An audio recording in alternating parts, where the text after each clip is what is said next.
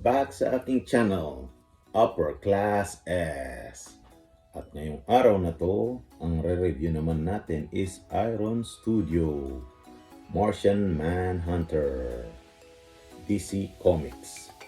At ang size niya is 12 inches, 1/10 scale statue. Yan.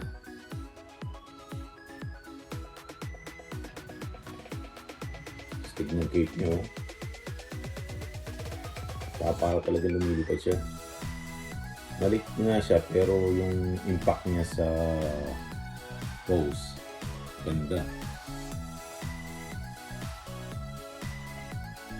Fan ako ng Justice League kaya ako ito binili. Kahit na maliit lang siya, ganda ng dating niya. At ito pala, may binili ako na statue. Parang nabili ko na rin siya pero yung price niya is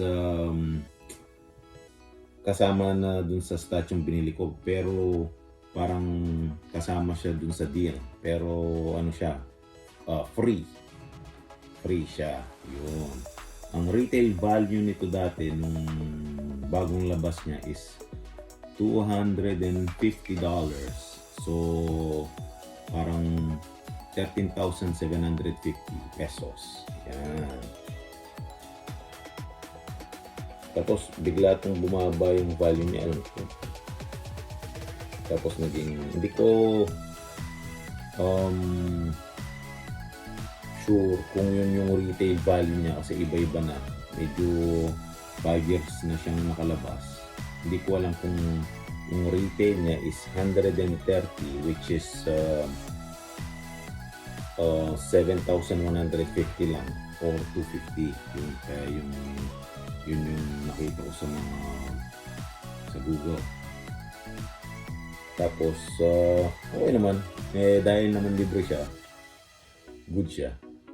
Tapos yung price range niya ngayon is between 150 to $280. So parang 8,000 to 15,000 pesos. Yan, yun yung value niya ngayon. Kaya kung makakita kayo ng between 150 to 170, mura na yun, guys. Saka sobrang ganda niya. Saka liit lang niya. Sobrang detail niya. Magaling din yung Iron Studio. Kailangan lang nila is sana gumawa pa sila ng maraming 1/4 scale. Kasi I think yung bagong ginawa nilang 1/4 scale ngayon, yung Thor, pero parang animated yung dating niya, hindi yung parang comic style. Tulad nito, ganda pero maliit. Sana gumawa pa sila ng maraming malalaki kahit na itaas na nila yung price value niya.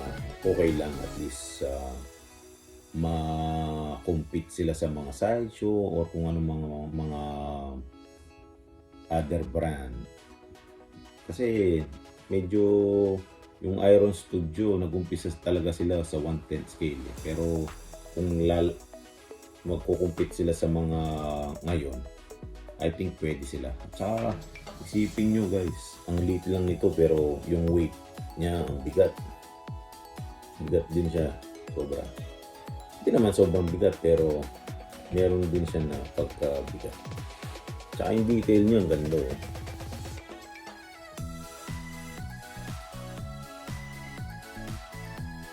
Tsaka yung at saka lahat yung hindi siya mixed media, so lahat sculpted siya.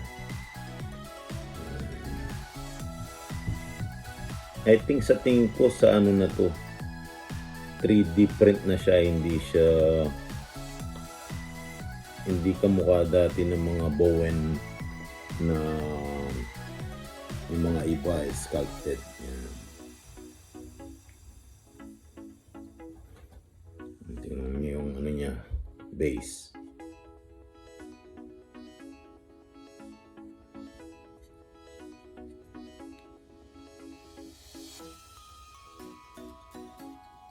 Yan.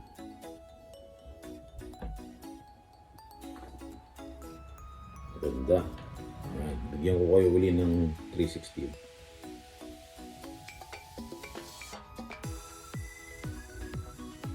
Tsaka yung base, kalaban niya, lumalabas sa lupa.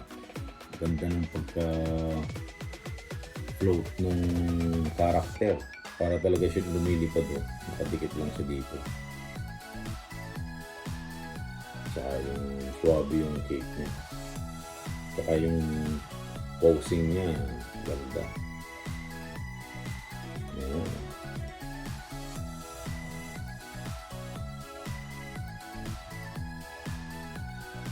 Ayan. Thank you. At kung nagustuhan niyo itong video na to, comment down below. Please like and subscribe. Upper Class S. Peace.